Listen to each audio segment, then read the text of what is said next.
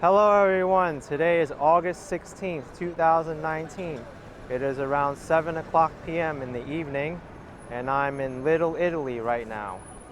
It is 78 degrees Fahrenheit, 26 degrees Celsius, and let's get this walk started. So, this is Mulberry Street and ⁴ Street, the northern end of Little Italy. I'm going to be walking south to Canal Street, which is only 3 blocks south of here, and then walking back up.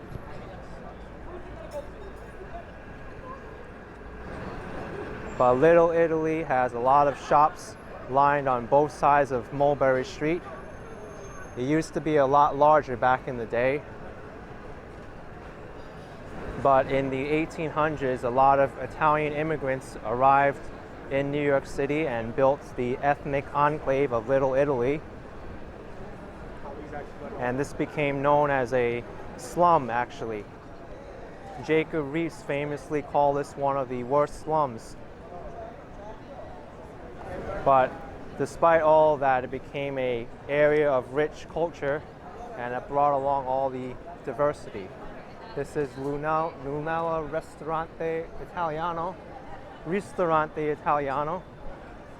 La Mela.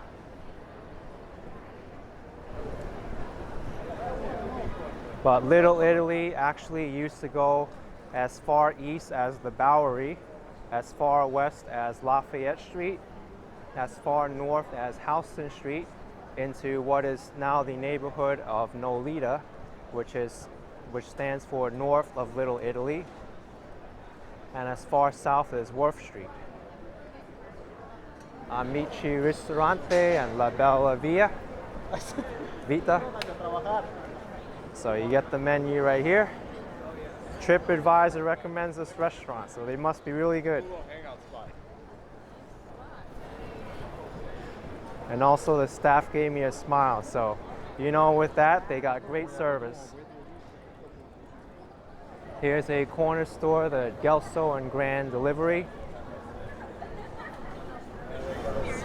Anyway, the downfall of Little Italy started around the 1970s with the repeal of the Chinese Exclusion Acts. And as a result of that, many Chinese immigrants settled in Lower Manhattan and actually encroached on Little Italy's territory.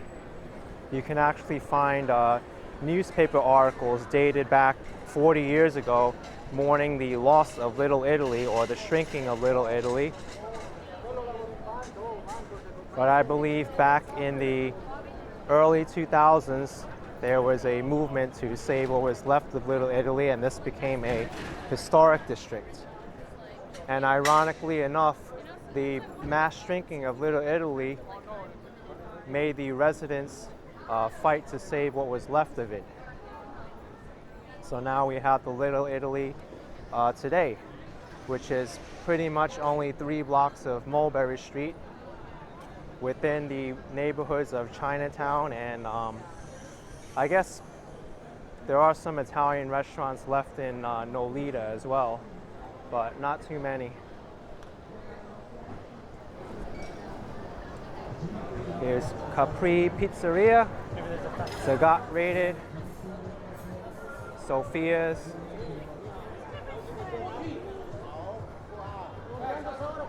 Now I know many people say that Little Italy and Manhattan is a tourist trap and that the prices are very expensive. I mean, you have to take it for what it is.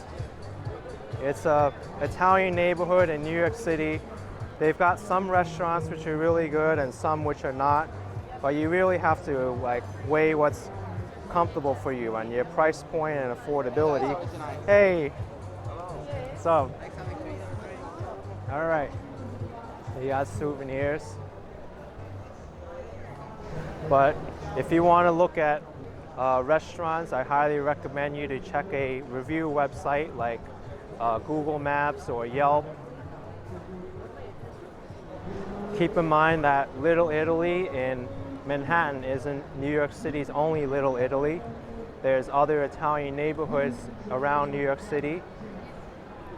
The most famous outside of Manhattan is Arthur Avenue in the Bronx. In the Belmont section of the Bronx, I've done a narrated walk of that Little Italy, if you'd like to check that out. Bay Ridge in Brooklyn is also a large Italian neighborhood. So is Bensonhurst, although that's also becoming more of a Chinese neighborhood as well. Ristorante da Gennaro, large Italian restaurant. Here's the menu. The aroma and foods here just smell so good, everyone. A lot of different cuisines here. White sauces, red sauces. And I did forget to mention too, since I'm walking on Mulberry Street and the street is closed to car traffic, this is done every Friday during the summertime. Casa Bella Ristorante Bar Cafe.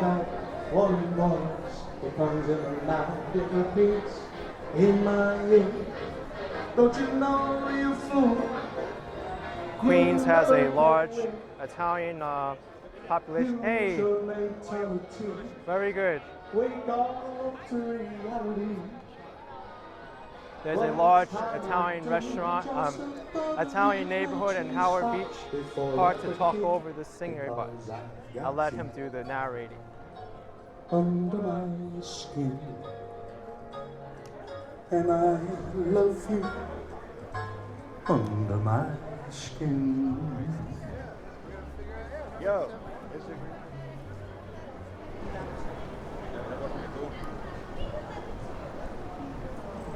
Staten Island has large Italian populations. I'm not exactly sure where, but probably towards the southern end of the borough. So the Italian neighborhoods are represented through all the boroughs of New York City.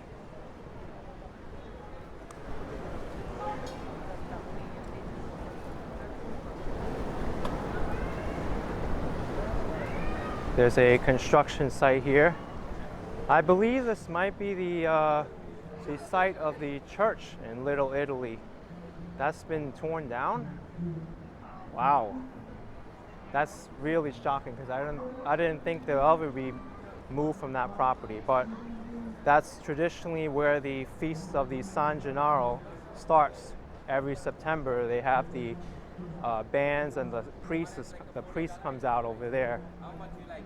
But I guess the front of the store now, I mean the front side of the church is still standing. I guess they only sold the backyard.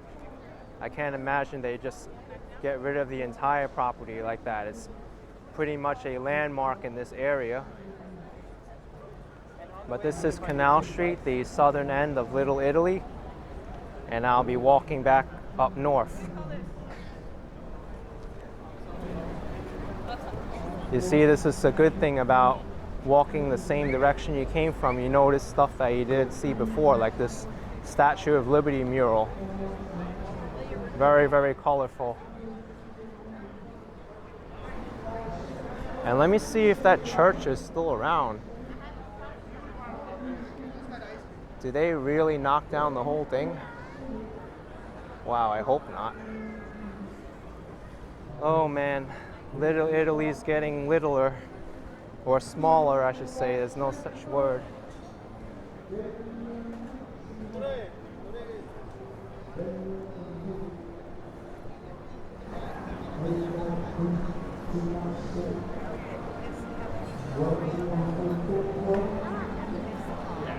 Excellent singing there.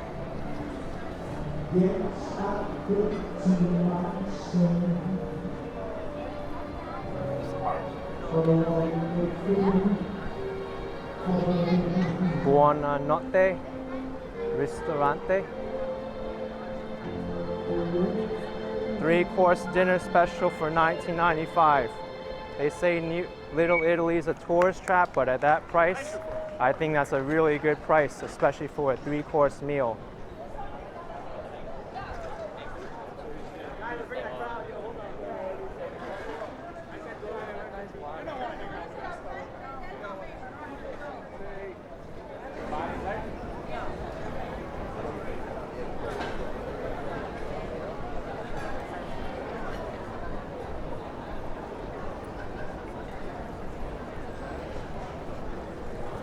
Yeah, so I'm actually reading a Google article. The Little Italy Church Rectory was on the market as a $14 million development site. So times are changing for sure.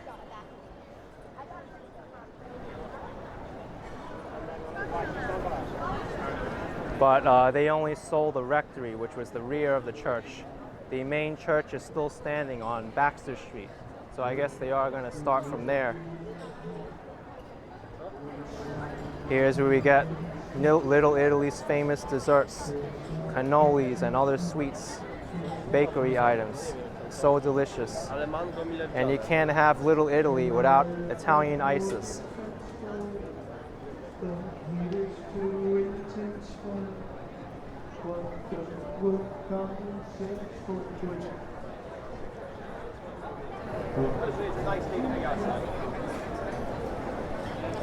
But anyway, if you'd like to see the rectory, I did film the San Gennaro feast last year on YouTube.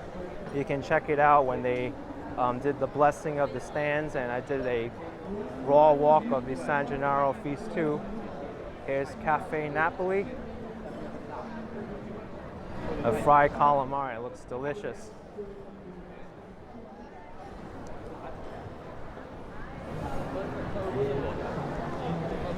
The heart of Little Italy, Umberto's Clam House.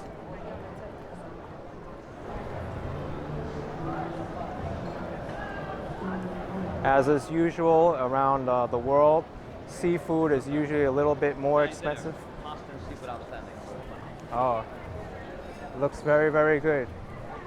Here's La Nonna Ristorante Italiano, $15.75 for a dinner special. It's one of the highest rated restaurants in Little Italy, according to Zagat survey.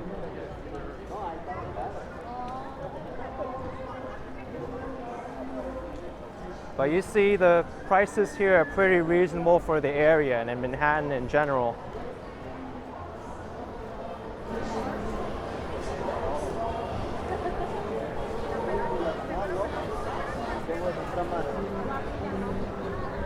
If you really want to come for an experience, do the San Gennaro feast in September. I've tried this gelato stand before and it's really good. Here's a Christmas in New York song, kind of really, really funny. I always chuckle at it when I pass by it. Floats and milkshakes, more gelato. A lot of custom flavors. Peanut butter, blood orange. Well, those are the more custom flavors. You got the traditional ones like the coconut and the mango and the lemon. So come check this guy out. All right. If you want good gelato, go to him.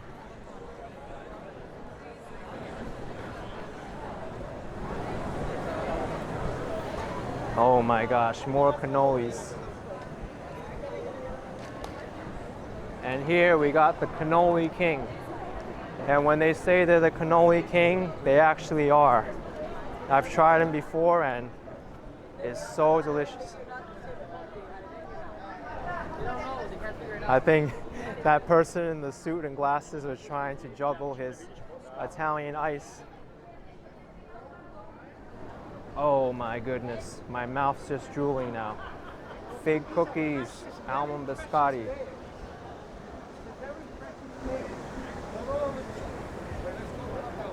Different varieties of nuts.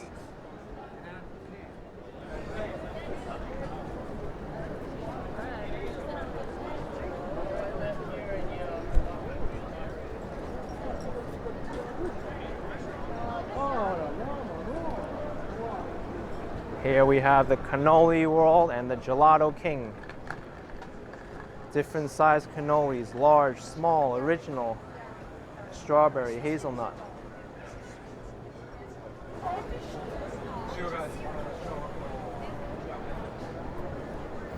If you've never had a cannoli before, you're truly missing out. Macarons. And they also got fresh squeezed lemonade there. Little Italy has their little gift shop. I love pasta, hug me, I'm half Italian.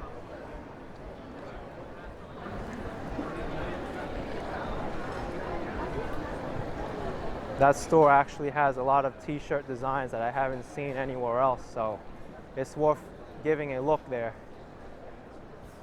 Here's Da Nico Ristorante. $24 3-course dinner.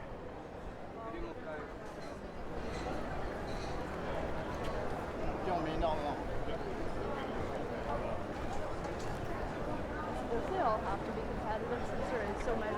The accessory shop, Mulberry and Grand.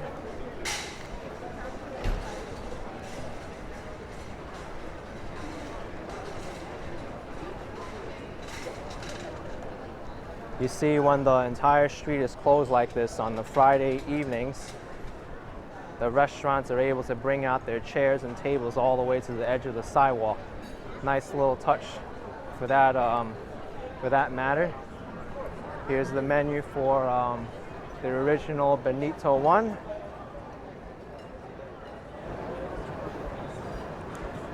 Most of the pasta dishes are under $20.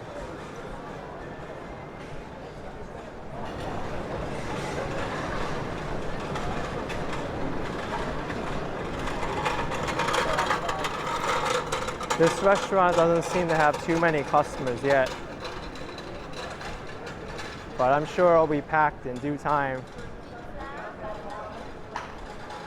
Okay.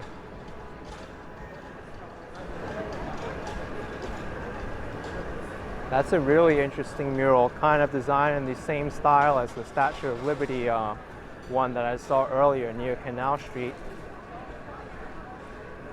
But anyway, everyone, I'm going to end the video here at Mulberry Street and ⁴ Street. I hope you enjoyed watching this video. If you did, make sure to give it a big like, subscribe if you haven't already. Ring that bell icon so you know when I post a new video. And I'll see you all next time. Take it easy.